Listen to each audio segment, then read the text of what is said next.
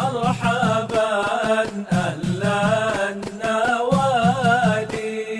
قال المصنف رحمه الله ورضي الله تعالى عنه وارضاه ونفعنا به وبعلومه وأمدنا بأسراره وعادنا من أسراره وعمنا بأسراره في دارين رضي الله عنكم. وفي هذه الرواية قال قد دنت مني الجنة حتى لو اجترأت عليها لجئتكم بقطاف من قطافها، ودنت مني النار حتى قلت أي ربي أو أنا معهم، فإذا امرأة حسبت أنه قال تخدشها هرة، قلت ما شأن هذه؟ قالوا حبستها حتى ماتت جوعا، لا أطعمتها ولا أرسلتها تأكل من خشيش أو خشاش الأرض. Alhamdulillah, puji syukur kehadirat Allah, salawat salam senantiasa tercurahkan kepada junjungan mulia Nabi tercinta Nabi Yuna Muhammad sallallahu alaihi wa alihi wa barak wasallam, beserta seluruh keluarga beliau, sahabat beliau dan umat beliau yang senantiasa melaksanakan ajaran beliau hingga akhir masa nanti.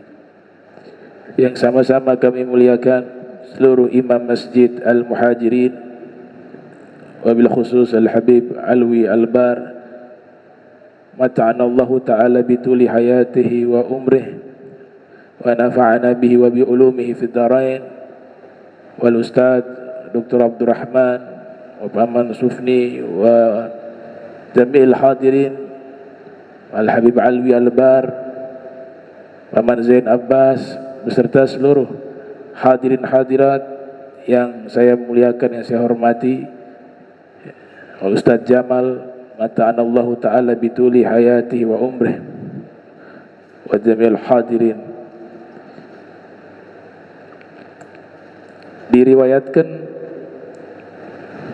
bahwa Nabi sallallahu alaihi wasallam beliau mengatakan, "God danat minni al-jannatu hatta law istara'tu 'alaiha la ji'tukum biqitafin min qitafiha."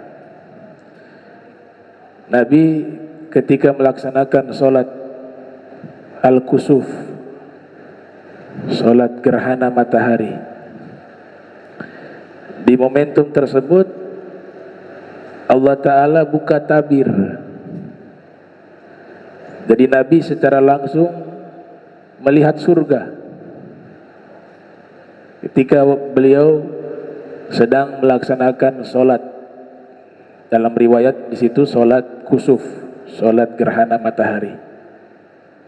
Maka Nabi mengatakan di sini, "God danat minni al jannah." Surga sungguh terasa dekat bagi diriku. Jadi ini bukan mimpi ya, dalam keadaan sadar. Beliau menjadi imam pada waktu itu. Dan Nabi mengatakan, hingga saya ingin segera masuk ke dalam surga itu. Ya, karena daya tarik surga luar biasa, indah. Semua orang kalau melihat surga itu pasti pengen segera masuk. Gitu. Sehingga Nabi pernah menyebutkan bahwa surga itu ma la ainun ra'at wala udhunun sami'at wala khatar ala qalbil bashar. Surga itu sesuatu yang belum pernah dilihat oleh mata, belum pernah didengar oleh telinga, dan bahkan tidak pernah terlintas di dalam hati manusia. Jadi kalau mau imajinasikan surga itu tidak akan bisa, saking indahnya itu surga. Makanya selalu kami ulang-ulang, kalau surga saja Nabi mengatakan tidak mampu kita imajinasikan surga, apalagi Allah. Sehingga Nabi melarang ya, mengimajinasikan wujud Allah. tafakkaru fi ayatillah wa la tafakkaru fi dzatillah. Silakan tafakur tentang penciptaan-penciptaan Allah, tapi jangan pernah kalian tafakur tentang zatnya Allah, karena akal kalian tidak akan mampu. Jadi surga saja tidak mampu, apalagi yang menciptakan surga. Makanya Nabi melihat itu surga ketika sholat. Surga yang benar-benar ditampakkan, bukan mimpi, bukan hanya imajinasi, enggak. Hakikat surga. Para ulama ketika menerangkan hadis ini, itu mereka simpulkan bahwa hadis ini juga memiliki beberapa faedah. Yang pertama, hadzal hadis yadullu ala wujudil jannah wan nar.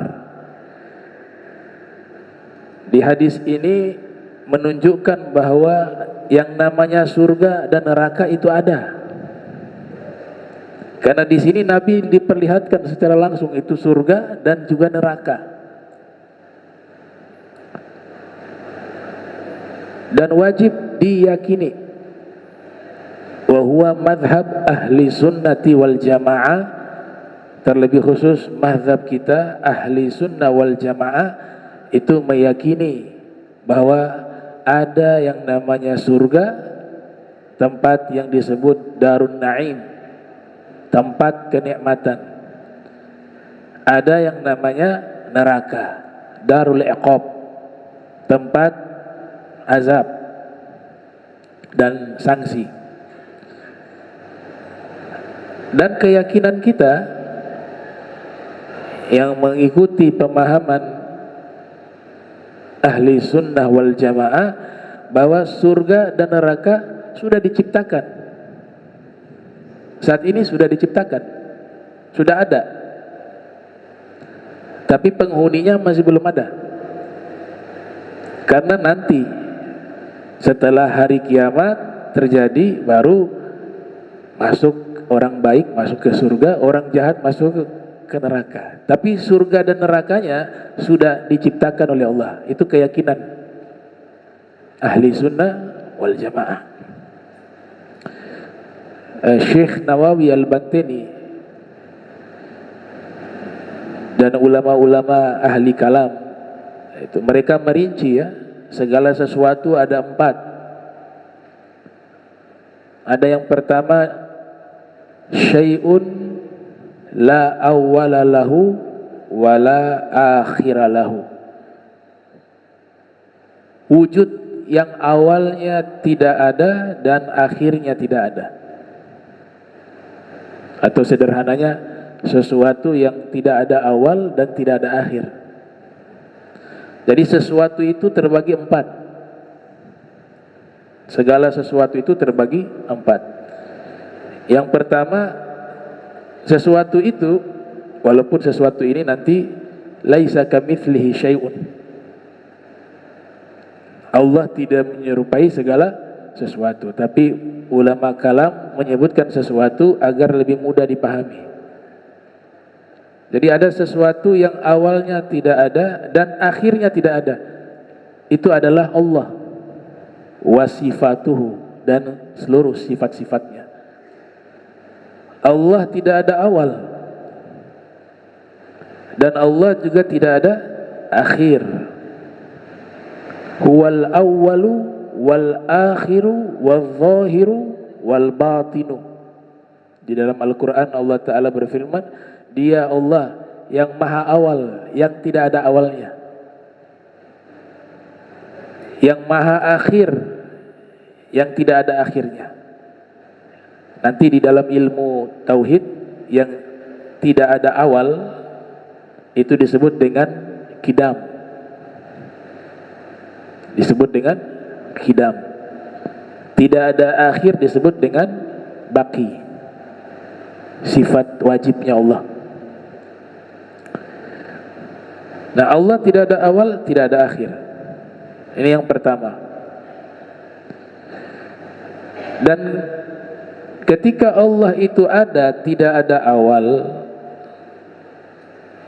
Kita belajar ilmu akidah, cukup satu ayat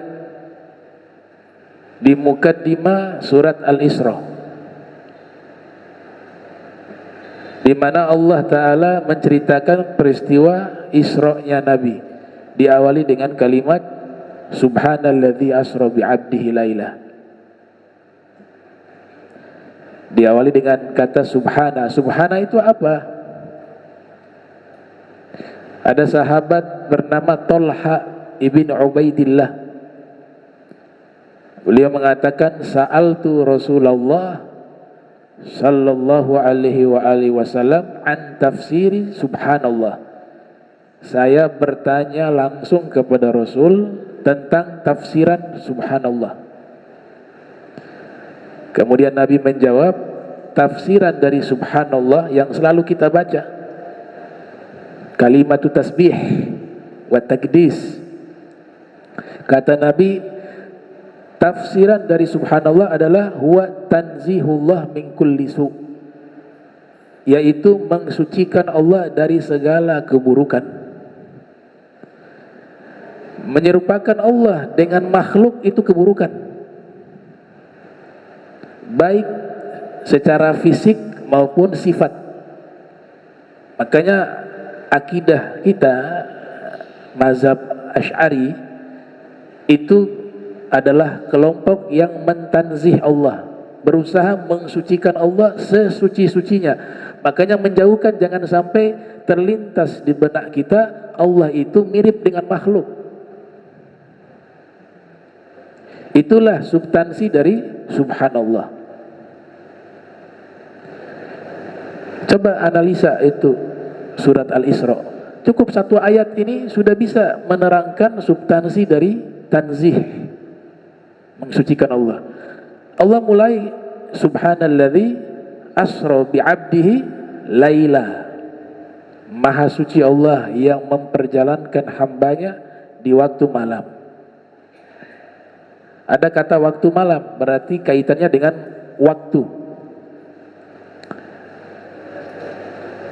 Laisa kamitslihi syai' dipakai di setiap ayat kalau berkaitan dengan Allah. Allah tidak menyerupai segala sesuatu apapun. Itu harus dipakai di semua ayat, terutama ayat-ayat mutasyabihat. Itu dalil tanzih, mensucikan Allah. Jadi Allah sebutkan di awal, Maha Suci Allah yang memperjalankan hambanya di waktu malam. Artinya Maha Suci Allah terikat dengan waktu malam. Allah gak ada terikat dengan waktu malam.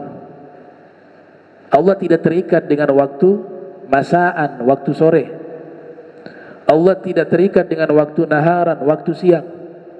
Allah juga tidak terikat dengan waktu sobahah, waktu pagi. Di situ yang terikat dengan waktu malam, bi'abdihi, hambanya Nabi Muhammad SAW. Tapi kalau Allah, subhanallah, Maha Suci Allah, dari terikat dengan waktu laila, waktu malam, dan semua waktu. Ini maha dari segala yang maha. Laila.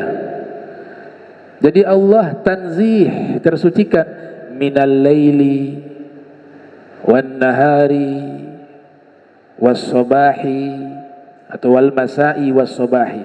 Allah suci, terbebaskan dari waktu. Allah tidak butuh kepada waktu dan tidak terikat dengan waktu. Itu makna pertama. Lanjutannya apa? Subhanalladzi asra bi'abdihi laila minal masjidil haram ilal masjidil aqsa. Dari masjidil haram ke masjidil aqsa. Tempat. Allah tersucikan dari tempat. Allah bukan berada di masjidil haram. Kalau itu yang dipahami, Allah ada di masjidil haram yang ada di Makkah, maka orang Makkah lebih dekat dengan Allah daripada orang Ternate yang sholat di Muhajirin. Kedekatannya bukan jarak, karena Allah tidak masuk ke dalam wilayah arah dan jarak. Gak ada bagi Allah ini jauh, ini dekat, semuanya sama. Ini akidah yang harus kita pegang kuat-kuat. Makanya Imam Tohawi mengatakan, Allah la yahwihi al-jihatu as-sittu. Allah itu tidak terliputi dengan 6 arah. Ini namanya Imam Tohawi ya. Sebelum Abu Hasan Asy'ari dan sebelum Abu Mansur Al-Maturidi ada imam dari mazhab Hanafi namanya Imam Tohawi dalam bidang akidah, dan pemahamannya juga sejalan dengan Al-Imam Abu Hasan Asy'ari walaupun tidak terlalu jauh jaraknya. Beliau katakan dalam kitab beliau Al-Aqidah At-Tahawiyah bahwa Allah tidak terliputi oleh 6 arah. Apa yang dimaksud 6 arah? Depan, belakang, kanan, kiri, atas, bawah. Nah, setiap sesuatu terikat dengan 6 arah pasti terikat dengan tempat. Kita saat ini ada di masjid, pasti kita masuk ke 6 arah. Ada depan, ada belakang, ada kanan, ada kiri, ada atas, ada bawah. Nah, Allah keluar dari hukum ini. Karena kalau kita mengatakan Allah terikat dengan arah sebagaimana yang dikatakan oleh sebagian orang, maka pasti Allah akan berada di satu tempat. Oleh sebab itu, para ulama, Imam Tohawi termasuk, mengatakan bahwa Allah tidak membutuhkan tempat. Itu bukan pernyataan Imam Tohawi saja, tapi Imam Tohawi mengutip pendapat para imam 4 mazhab sebelumnya. Imam Abu Hanifah, Imam Syafi'i, Imam Malik, Imam Ahmad. Semua berpendapat sama bahwa Allah tidak membutuhkan tempat.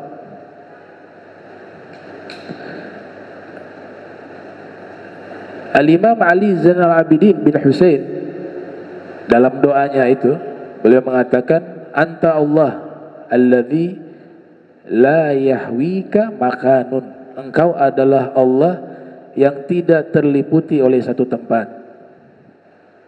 Al-Imam Said Ahmad Ar-Rifa'i mengatakan, ghayatul ma'rifati billah al-iqanu biwujudihi ta'ala bila kaifin wala makan. Puncak dari ma'rifat kepada Allah meyakini adanya Allah tanpa bagaimana dan tanpa dengan tempat. Ini jelas para imam akidahnya begini.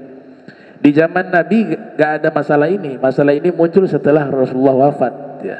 Karena mereka di masa Nabi sudah modalnya yakin selesai. Tapi setelahnya itu muncul orang-orang yang banyak bertanya tentang masalah ini, sehingga ulama-ulama perlu menjelaskan. Nah, jadi ini yang pertama. Lanjutannya, innahu huwas samiul basir ya. Subhanalladzi asra bi 'abdihi laila minal masjidil haram ilal masjidil aqsa alladzi barakna haulahu linuriyahu min ayatina innahu huwas samiul basir. Sesungguhnya dia Allah maha mendengar lagi maha melihat. Ini sifat Allah harus ditanzih. Maha mendengarnya, maha melihatnya berbeda dengan makhluk. Laisa kamitslihi syai'. Nah, Imam Tohawi mengatakan, man wasafallah, siapa yang mensifati Allah ma'anan min ma'anil bashar faqad kafar. Siapa yang mensifati Allah dengan sifat-sifat manusia, maka dia telah keluar dari agama Islam. Imam Tohawi. Nah, ini yang pertama. Sesuatu yang tidak ada awal dan tidak ada akhir, itu Allah. Yang kedua, syai'un lahu awal wa lahu akhir. Sesuatu yang ada awalnya dan ada akhirnya. Itu seluruh makhluk. Kita ada awalnya, dari tidak ada kemudian diadakan oleh Allah, dan kita ada akhirnya dengan kematian. Makanya dalam ayat Al-Quran dikatakan ahyaakum thumma yumitukum thumma yuhyikum. Dia Allah yang menghidupkan kalian, kemudian mematikan kalian, kemudian menghidupkan kalian kembali. Itu di hari kebangkitan ya. Tapi hakikatnya kita ini ketika sudah meninggal sudah selesai, tapi Allah dengan kuasanya kembali menghidupkan. Makanya dikatakan makhluk itu ada awal dan ada akhir makhluk. Ada yang pernah bertanya tentang ayam tuh, mana yang lebih duluan diciptakan oleh Allah, ayamnya atau telurnya?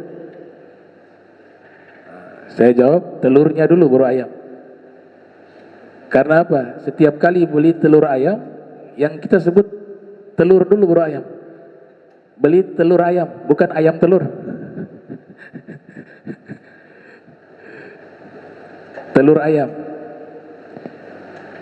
Kalau dalam bab kajian, ya Allah punya sifat jais. Sifat jais itu terserah Allah. Bisa menciptakan telur dulu, bisa. Ayam dulu juga bisa, nggak ada masalah. Itu namanya sifat jaisnya Allah. Bisa telur dulu, bisa ayam dulu.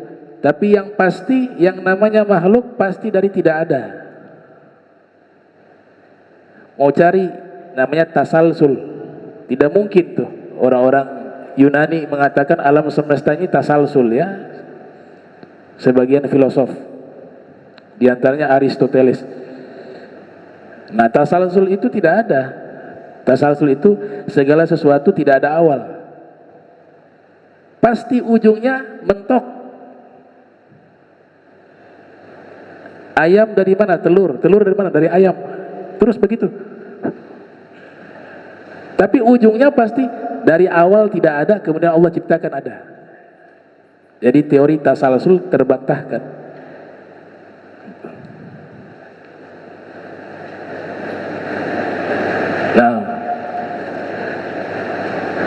Nah, makhluk dari awal diciptakan dari tiada, kemudian ada akhir. Itu semua makhluk dengan sifat-sifatnya. Nah, ada yang ketiga. Yang ketiga ini disebut syai'un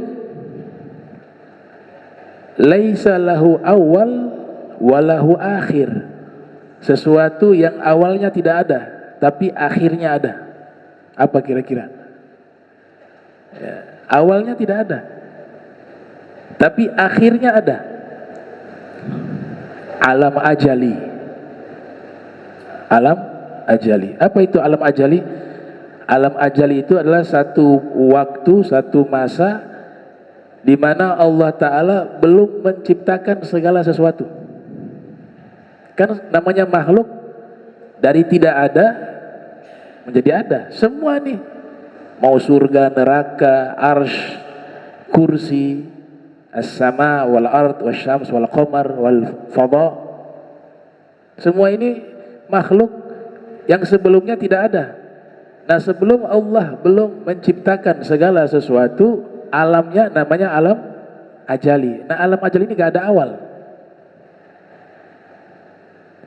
tapi ada akhir. Akhirnya kapan? Ketika Allah Ta'ala pertama kali menciptakan makhluk, berakhir dia. Paham ya? Kalau yang pertama kali Allah ciptakan itu apa? Ada para ulama mengatakan nur Nabi Muhammad yang pertama diciptakan oleh Allah. Ada yang berpendapat al-qalam, pena yang ada di Lauhil Mahfuz. Ada yang mengatakan Lauhil Mahfuz dan seterusnya. Nah, ketika awal penciptaan, disitulah berakhir alam ajali. Nah, berarti awalnya tidak ada tapi akhirnya ada. Dan yang keempat itu adalah apa? Syai'un lahu awal walaysa akhir. Syai'un lahu awal walaysa lahu akhir. Yang keempat, sesuatu yang awalnya ada tapi akhirnya tidak ada. Awalnya ada tapi akhirnya tidak ada. Surga neraka. Surga neraka diciptakan oleh Allah. Ada awal, tapi Allah katakan apa? Bahwa surga dan neraka itu kekal. Akhirnya nggak tahu sampai kapan. Allah sudah mengatakan, misalnya di surat At-Taghabun, yauma yajma'ukum liyaumil jam'i dzalika yaumut taghabun wa may yu'min billah wa ya'mal shalihan yukaffir anhu sayyi'atihi wa yudkhilhu jannatin tajri min tahtihal anhar khalidina fiha abada. Penghuni surga di dalam surga kekal selama-lamanya. Berarti surganya kekal. Nah, tapi kekalnya surga berbeda dengan kekalnya Allah. Kekalnya surga itu berdasarkan kehendaknya Allah. Bisa saja suatu saat Allah hancurkan, bisa. Tapi kalau Allah gak bisa, itu perbedaan kekal. Kekalnya surga neraka berdasarkan kehendaknya Allah. Tapi Allah sudah tegaskan di dalam firman-Nya bahwa surga dan neraka itu kekal. Berarti ada awal tapi tidak ada akhir. Jadi tafsir Sawi ditambahkan Arsh juga kekal. Arsh, ya, wal malaku ala arjaiha wa yahmilu arsya rabbika fawqahum yawma idzin thamaniyah. Dipikul oleh 8 malaikat. Namanya malaikat hamalatul arsh, pemikul arsh. Kemudian Imam Sawi juga mengatakan kursi juga itu yang di langit. Kursi yang dimaksud di ayat kursi ditafsirkan oleh Ibnu Abbas ilmu. Tapi ada kursi yang satu khusus makhluk. Dia makhluk. Itu juga tidak binasa. Dia kekal. Al-Qalam kekal. Lauhil Mahfuz kekal. Surga kekal. Neraka kekal. Tapi diingat kekalnya ini semua makhluk berdasarkan kehendaknya Allah. Allah yang membuat ini semua menjadi kekal. Akan tetapi ulama lain membantah, ya.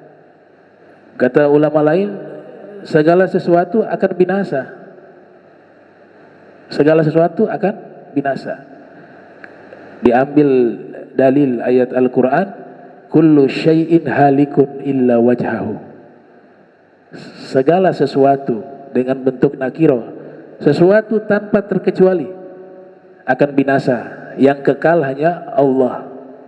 Di surat Ar-Rahman juga, kullu man 'alaiha fan wa yabqa wajhu rabbika dzul jalali wal ikram.